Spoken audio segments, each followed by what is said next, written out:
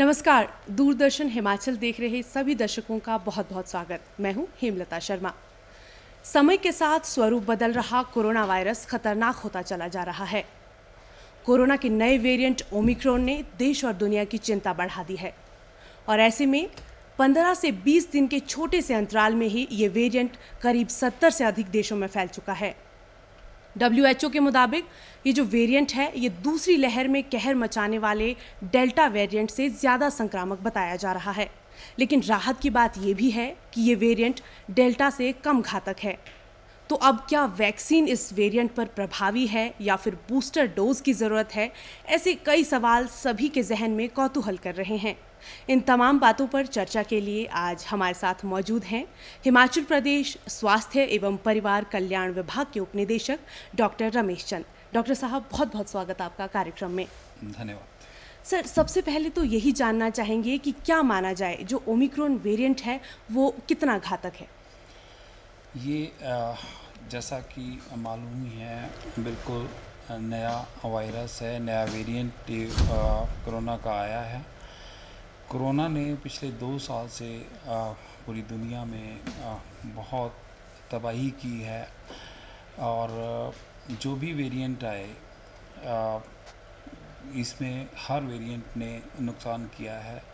लेकिन इसके बारे में कहा जा रहा है जो ओमिक्रॉन वेरिएंट है ये फास्ट स्प्रेडिंग है, एकदम से फैलने वाला है।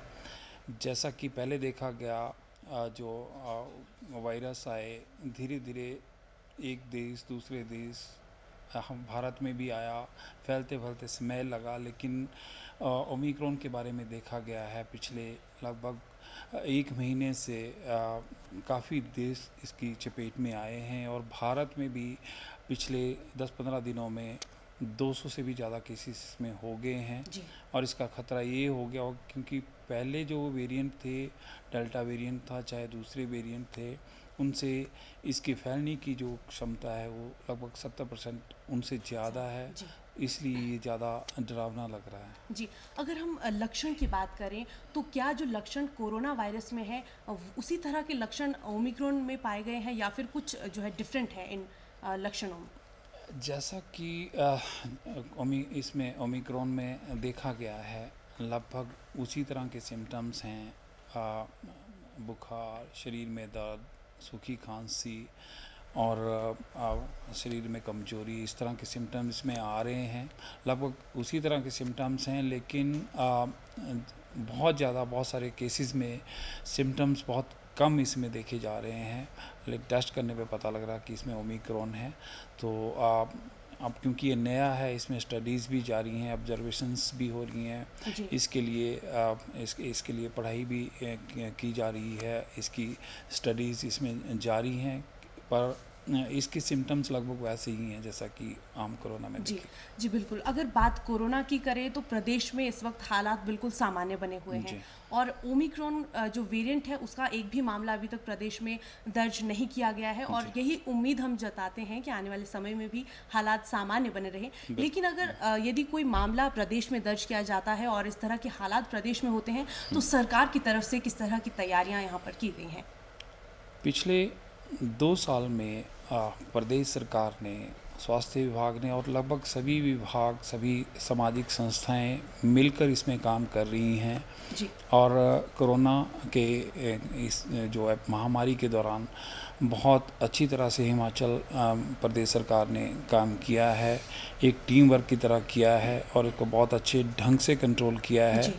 जैसा कि पिछले जो अप्रैल के आसपास पूरे देश में जो मामले बढ़े थे, बहुत सारी मौतें हुई थी, ऑक्सीजन के लिए पूरे देश में हाहाकार मचा था, दवाइयों के लिए। हिमाचल में बहुत अच्छी व्यवस्था थी, पूरे देश में ऑक्सीजन के लिए लोग चीख रहे थे, पूरे हर जगह की खबरें आ रही थी। लेकिन हिमाचल से एक भी मामला ऐसा नहीं आया जिसमें ऑक्सीजन की कमी हुई हो, बिस्तरों की कमी हुई हो, गाड़ियों की कमी हुई हो, दवाइयों की व्यवस्था की जहाँ तक हम बात करें उस वक्त हम इसको मैनेज कर पाए थे। लेकिन 1.5 साल में हमने बहुत कुछ इसमें सीखा है। जो कमियां थी उनको ठीक किया गया है। ऑक्सीजन की जो कैपेसिटी है बहुत ज़्यादा हमने बढ़ाई है। सरकार लगातार मीटिंग्स कर रही है। सरकार के निर्देशानुसार लगभग हर प्रकार की तैयारी, वेंटिलेटर्स, डॉक्टर्स, पैरामेडिकल स्टाफ की ट्रेनिंग इसमें लगातार जारी है। और इस तरह की स्थितियां आती हैं तो हमारा जो विभाग है, हमारे डॉक्टर्स, पैरामेडिकल स्टाफ, नर्सिस हैं, दूसरे लोग जिसमें काम करने वाले हर तरह से मोटिवेटेड हैं और हर तरह से काम करने के लिए तैयार हैं। जी बिल्कुल। जो कोरोना का समय था उसने बहुत कुछ हमें सिखाया है और निश्चित तौर पर जो सारी व्यवस्था थी जो स्वास्थ्य विभाग की हो चाहे किसी और चीज़ की हो, वो सारी सुदृढ़ हुई है कोरोना काल में। और बहुत सारे जो जैसे सर ने बताया कि पैरामेडिकल स्टाफ हो या फिर वो जो ऑक्सीजन प्लांट्स हो या फिर कोई और चीज़ हो, सारी चीज़ों में बढ़ावा यहाँ पर ज़रूर मिला है। लेकिन अगर व्यवस्थाओं की हम बात कर ही रहे हैं तो शुरू में जब कोरोना वायरस आया था तो जो टेस्टिंग की सुविधा है वो भी प्रदेश में नहीं थी, लेकिन अब आप घर बैठे भी कोरोना का टेस्ट कर सकते हैं। तो जिनोवा जो सीक्वेंसिंग जिसमें जो ओमिक्रॉन की पहचान हो सकती है वो अभी यहाँ पर मौजूद नहीं है, तो ऐसे में क्या इस दिशा में भी सरकार काम कर रही है? डेफिनेटली जब मार्च 2020 में इसके मामले यहाँ पर आने स्टार्ट हुए थे, लॉकडाउन 1 की जब बात थी, तो एक भी लैब यहाँ पर स्थापित नहीं थी जी। लेकिन आज RT-PCR की 8 लैब हमारे पास काम कर रही हैं और जितने भी मेडिकल कॉलेजेस हैं और ज़िला अस्पतालों में इसकी व्यवस्था कर दी गई है। और रैपिड टेस्ट जो है वो जो पूरे ग्रामीण स्तर तक होता है, हमारे सिविल डिस्पेंसरी तक इसकी व्यवस्था है। और जितने भी सस्पेक्टेड केसेस हैं, इमीडिएट रिजल्ट के लिए रैपिड टेस्ट की व्यवस्था, रैपिड टेस्ट किट्स इसमें लगातार हम प्रोवाइड करवा रहे हैं। और जो टेस्ट करने वाले हैं उनको भी ट्रेन इसमें किया गया है और लगातार ये टेस्ट हो रहे हैं।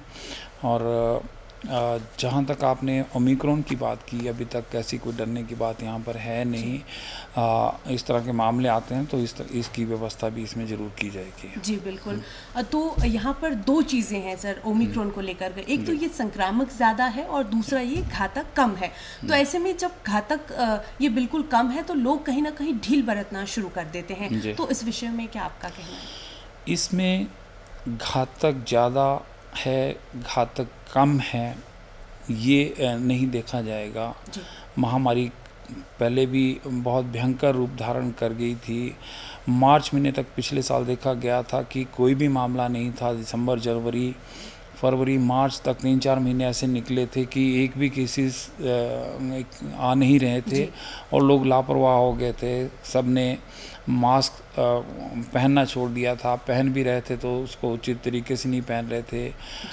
गले पे लटका के मास्क चलते थे, हाथ मिलाना, गले मिलना लोगों ने शुरू कर दिया था कि ये महामारी ख़त्म होगी। लेकिन अचानक जब पूरे देश में केसेस हुए, घर घर में लगभग हर घर का इसमें सदस्य इसमें प्रभावित हुआ, हज़ारों इसमें मौतें हुई, तो लोगों को समझ आया कि उचित दूरी की जो हम बात करते थे, हाथ ना मिलाने की बात करते थे, सैनिटाइज़र यूज़ करने की बात करते थे, मास्क का जो प्रयोग था वो प्रॉपरली यूज़ करने की बात करते थे, तो उसके बाद लोगों ने बहुत कुछ खोया भी है और सीखा भी है। उम्मीद है आने वाले समय में लोग ढील नहीं बरतेंगे। ज़िंदगी कीमती होती है, दोबारा मिलती नहीं है, और एक बार ये बीमारी हो जाए तो बहुत सारे इसके नुकसान रहते हैं। शारीरिक परिवर्तन, मानसिक परिवर्तन, लोगों की जीवन शैली, सोचने की जो शक्ति है प्रभावित होती है। तो इससे जितना बचा जा सके उतना हर आदमी के लिए ठीक है। बचाव सबसे इसमें बेहतर है। एक बीमारी कितनी घातक है, क्योंकि पहले भी देखा गया था कि जो मृत्यु दर इसमें बहुत कम होती है, लेकिन मान लो आपकी 3-4% भी है, अगर 1 लाख लोग प्रभावित होते हैं तो 4000 लोग मरते हैं, तो कम थोड़ी नहीं है। जी।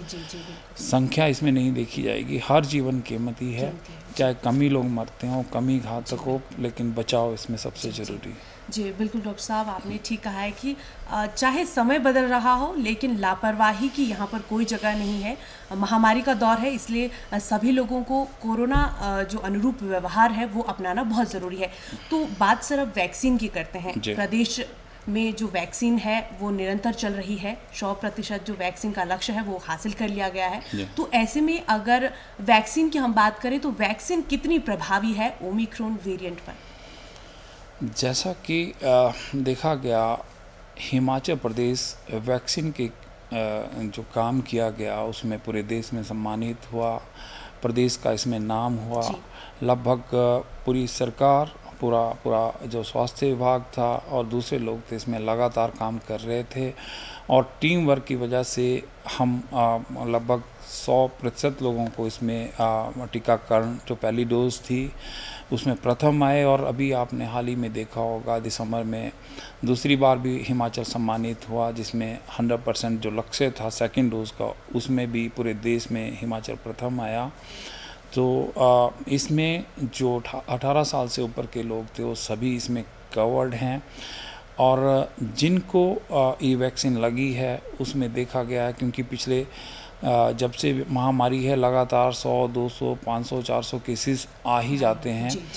तो जिनको मृत्यु इसमें काफ़ी कम होती है, जिनको ये वैक्सीन कम लगी है उनमें लक्षण कम आते हैं, बीमारी कम होती है।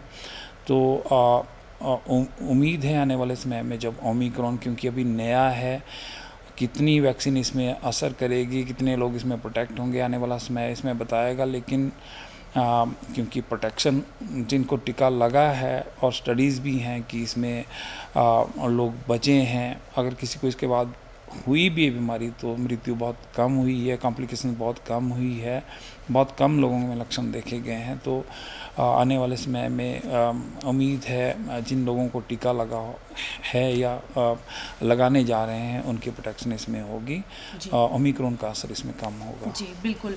और सभी जो दर्शक हैं उनसे भी यही अनुरोध बार बार रहेगा कि जिन्होंने भी वैक्सीन की पहली डोज ली है या फिर दूसरी डोज नहीं ली है तो वो भी अपना जो वैक्सीनेशन की प्रक्रिया है पूरी कर ले, क्योंकि कहीं ना कहीं जो वैक्सीन है वो आपकी सुरक्षा के लिए बहुत ज़रूरी है। कोई भी वेरिएंट आ जाए तो वो आपको वैक्सीन से ज़रूर सुरक्षित रखेगा और ये आपको प्रोटेक्ट करेगा पूरी तरीके से। तो ऐसे में सर बूस्टर डोज की भी यहाँ पर बात की जा रही है, तो क्या ओमिक्रॉन से बचाव के लिए बूस्टर डोज की भी ज़रूरत पड़ेगी? दो तरह की चीज़ें हैं, एक तो 18 साल से कम वाली जो पॉपुलेशन है, बच्चे हैं जी, उनको अभी वैक्सीन लगी नहीं है।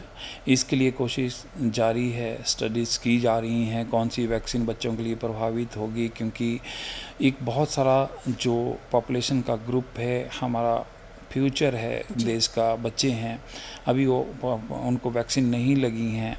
और पिछले 2 साल से कोई स्कूल भी नहीं जा पा रहा है ढंग से, कोई पढ़ाई भी नहीं हो पा रही है।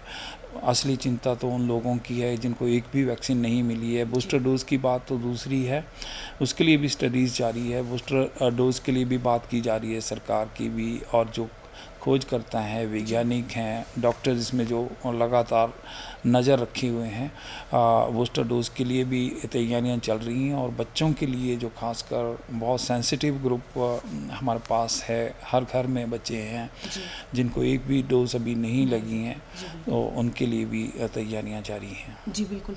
यहाँ पर आयु वर्ग की आपने बात की है, तो क्या कोई इस तरह की स्टडी सामने आई है जिसमें ये बताया जा सके कि जो ओमिक्रॉन वेरिएंट है वो किस आयु वर्ग को ज़्यादा प्रभावित कर रहा है या उनमें संक्रमण ज़्यादा फैल रहा है?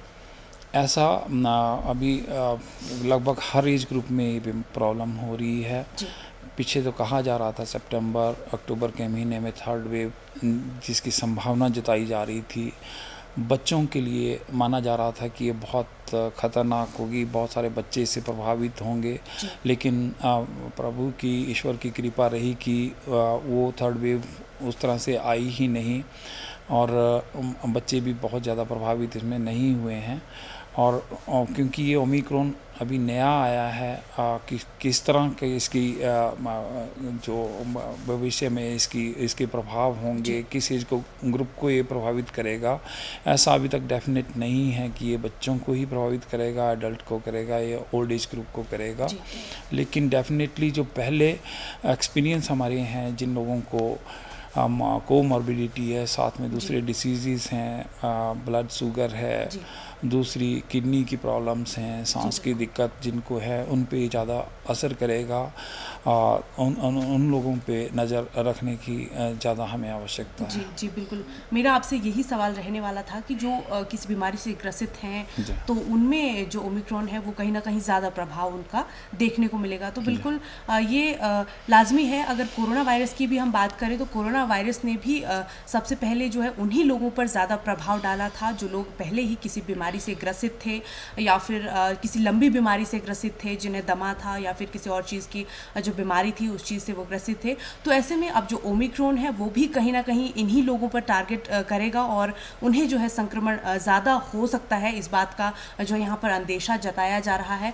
तो सर, मैं आपसे ये भी जानना चाहूँगी कि जो पहली लहर में बहुत सारे लोग इससे कोरोना वायरस से संक्रमित हुए थे, दूसरी लहर में डेल्टा का यहाँ पर प्रभाव देखा गया था, तो तीसरी लहर में जो ओमिक्रॉन है, ये आशंका जताई जा रही है कि तीसरी लहर का जो कारण है वो ओमिक्रॉन बनेगा। इस विषय में क्या आप कहें? डेफिनेटली, जैसा कि फॉरेन कंट्रीज़ में देखा गया है, जो एक्सपीरियंस आजकल हो रहा है इंग्लैंड में, अमेरिका में, फ्रांस में, साउथ अफ्रीका में, उसमें फास्ट स्प्रेडिंग ये वायरस बहुत तेज़ तरीके से फैल रहा है और बहुत सारी पॉपुलेशन को पिछले कुछ महीने भर से ये पूरे दुनिया में अपने पाँव पसार रहा है। तो इसमें ख़तरा तो बहुत है। सारी पॉपुलेशन एट रिस्क है, जो जिनको पहले भी हो चुका है, वैक्सीन्स भी लग चुकी है। इसका मतलब ये नहीं है कि वो प्रोटेक्टेड हैं, वो मास्क ना लगाएं, उनको प्रोटेक्शन की ज़रूरत नहीं है। ये बचाव इसमें सबसे इम्पॉर्टेंट है। मास्क सही ढंग से प्रयोग करें, हाथ ना मिलाएं, भीड़ भाड़ से दूर रहें, ज़रूरत पड़ने पर ही बाहर निकलें, नहीं तो पहली और दूसरी जो वेव्स आई हैं कोरोना की, क्योंकि वो तो स्लो स्प्रेडिंग थी, इसके बारे में जैसा कहा जा रहा है, बहुत सारी पॉपुलेशन को एकदम से प्रभावित कर सकती है। तो इसमें बचाव ही एकमात्र जो हमारे पास विकल्प है। किसी तरह से इस बीमारी से बचें, बचाव इलाज से बेहतर रहता है।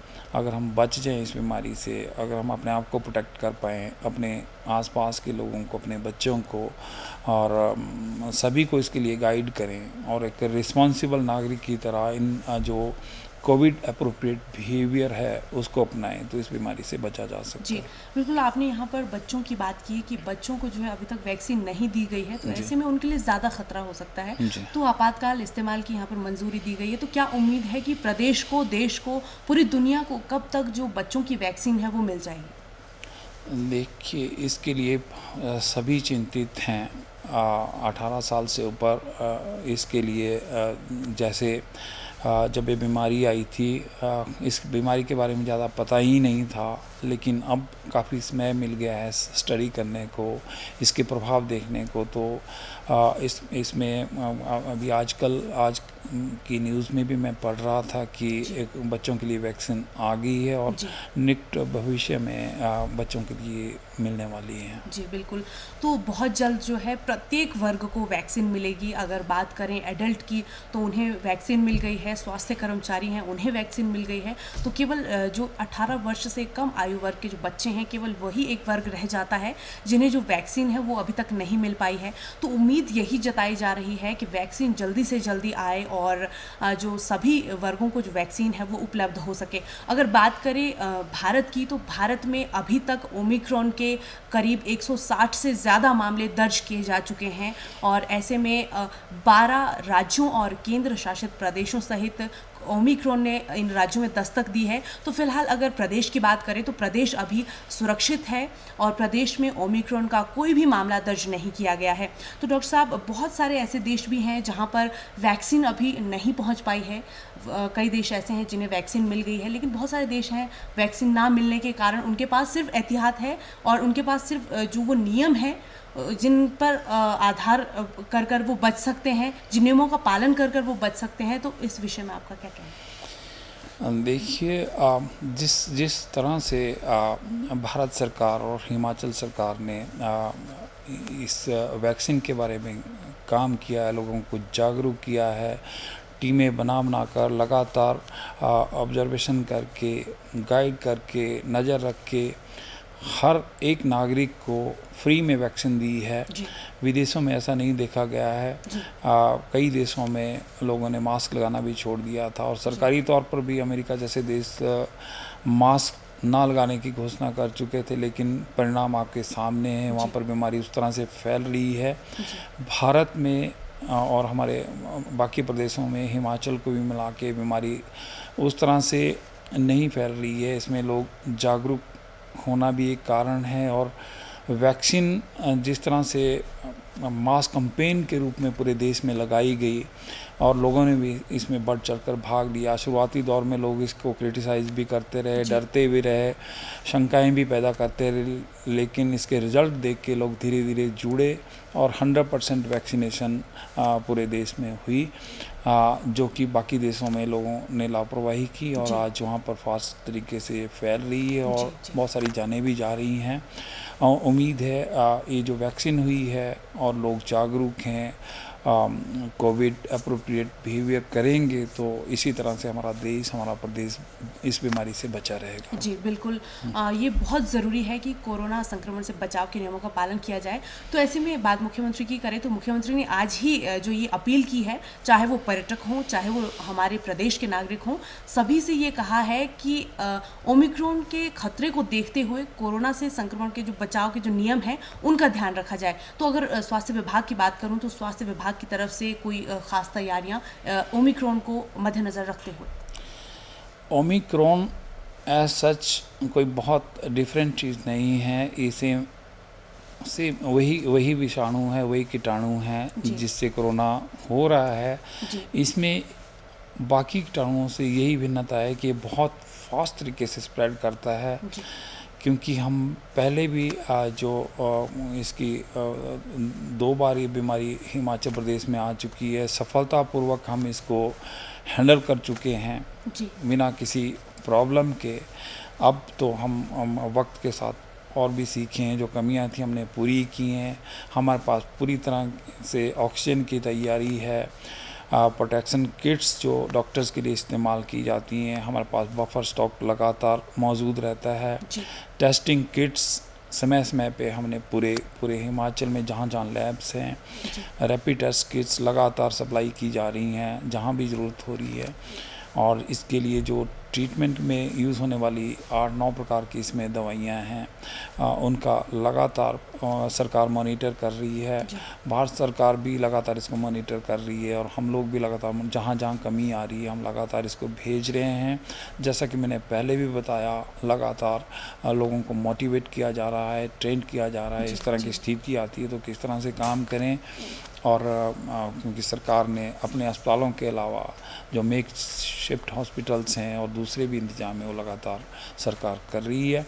और मुझे लगता है हम हर तरह से इसमें हिमाचल प्रदेश में सक्षम हैं इस बीमारी से लड़ने के लिए। जी बिल्कुल। तो महामारी का एक बहुत लंबा दौर चल पड़ा है, करीब 2 साल से ज़्यादा का यहाँ पर हमें समय हो गया है महामारी से जूझते हुए।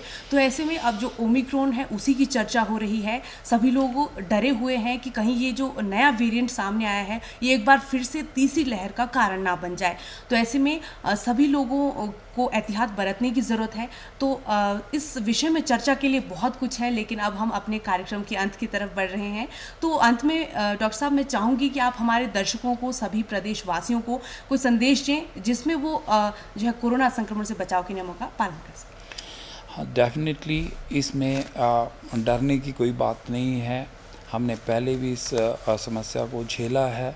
अगर इस तरह की स्थितियाँ आती हैं तो हमारा स्वास्थ्य विभाग हर तरह से इसके लिए तैयार है और हम टीम वर्क की तरह इसमें लगातार काम कर रहे हैं। और सबसे हम अपील करते हैं कि जो कोविड एप्रोप्रिएट बिहेवियर जिसको कहा जाता है, अच्छी तरह से मास्क लगाना, हाथ साबुन से बार बार धोना, हाथ ना मिलाना, जो हमारे रिवाज है, लोग गले मिलते हैं, जो पार्टियां, ब्याह शादियों में जो भीड़ है उनसे जितना बचा जा सके और ज़रूरत पड़ने पे ही बाज़ार निकलें, बाहर निकलें और कम से कम घरों से बाहर निकलें ज़रूरत पड़ने पर ही। हर आदमी अगर इसको रिस्पॉन्सिबल तरीके से अपनाएगा तो ये बीमारी फैलने से बच सकती है। जितना इसको फैलने से बचाया जा सकता है उतना सबके लिए अच्छा रहेगा। और मेरी सबसे यही अपील है कि अपने आप को, अपने आसपास के सभी को, अपने को, अपनों को, सबको इस बीमारी से बचाएं। जी बिल्कुल, बहुत बहुत शुक्रिया डॉक्टर साहब इस संदेश के लिए। तो आपने ये सारी जो चर्चा ही है आपने सुनी और ये बहुत सार्थक चर्चा हुई है। तो यहाँ पर डॉक्टर साहब का साफ तौर पर कहना है कि संक्रमक ज़्यादा हो चाहे घातक कम हो, लेकिन बहुत ज़रूरी है कि कोरोना संक्रमण से बचाव के सभी नियमों का पालन किया जा सके। अगर बात वर्तमान स्थिति की करें तो वर्तमान में प्रदेश में जो ओमिक्रॉन का एक भी मामला दर्ज नहीं किया गया है और ये प्रदेश के लिए बहुत बड़ी राहत की बात है। तो ऐसे में यही उम्मीद जताई जा रही है कि यदि जो भी प्रदेश में आ रहा है वो कोरोना संक्रमण से बचाव के नियमों का पालन करेगा तो प्रदेश में ऐसी ही जो सामान्य स्थिति है वो बनी रहेंगी। तो यही उम्मीद हम जता रहे हैं। तो महामारी का दौर है, सरकार और प्रशासन पर सब कुछ नहीं छोड़ा जा सकता, इसलिए प्रधानमंत्री के संदेश को ध्यान में रखते हुए दवाई भी कड़ाई भी का सख्ती से पालन किया जाना चाहिए। ज़रूरत ये भी है कि बीते समय की गलतियों से सीख लेकर आगे बढ़ा जाए ताकि खतरे को कम किया जा सके। और रही बात कोरोना संक्रमण से बचाव के नियमों की, वो तो जाहिर सी बात है कि लापरवाही की यहाँ पर कोई जगह नहीं है और इतिहास इस बात का साक्षी रहा है कि जो गफलत की राह की मंजिल होती है वो हमेशा जो है आफत ही होती है। तो इसलिए आप लोग भी स्वस्थ रहिए, बचे रहिए और कोरोना संक्रमण से बचाव के नियमों का पालन करते रहिए, तभी जो प्रदेश है वो सुरक्षित रह पाएगा। जिस तरह से अभी जो है धीरे धीरे कोरोना वायरस के जो केसेस हैं वो भी कम होते जा रहे हैं। तो आने वाले समय में यही उम्मीद है कि जो ओमिक्रॉन नया वेरिएंट आया है वो प्रदेश में दस्तक ना दे और प्रदेशवासी पूरी तरह से सुरक्षित रह सकें इस नए वेरिएंट से भी। वेरिएंट चाहे जैसा भी हो, जो भी हो, यदि कोरोना संक्रमण से बचाव के सभी नियमों का लगातार जो पालन है वो किया जाए तो कोई भी वेरिएंट जो है हावी नहीं हो पाएगा प्रदेश पर, प्रदेश की जनता पर, किसी पर भी। तो मुख्यमंत्री और प्रधानमंत्री यही संदेश बार बार देते रहते हैं कि जो कोरोना संक्रमण से बचाव के सभी नियम हैं उनका जो पालन है वो सख्ती से किया जाए। तो सभी लोग इस बात का ध्यान रखें। और बहुत जल्दी जो है क्रिसमस और न्यू ईयर जैसे त्यौहार आने वाले हैं तो इनमें देखा जाता है कि जो गैदरिंग है वो बहुत ज़्यादा हो जाती है। तो उस वक्त भी आप सभी लोग ध्यान रखें कि कोरोना संक्रमण से बचाव के नियमों का सख्ती से पालन किया जा सके, तभी हम सुरक्षित रह सकते हैं, अपनों को सुरक्षित रख सकते हैं और प्रदेश को भी सुरक्षित रख सकते हैं। तो फिलहाल के लिए इतना ही, फिर होगी मुलाकात नए विषय के साथ। तब तक के लिए नमस्कार। नमस्कार।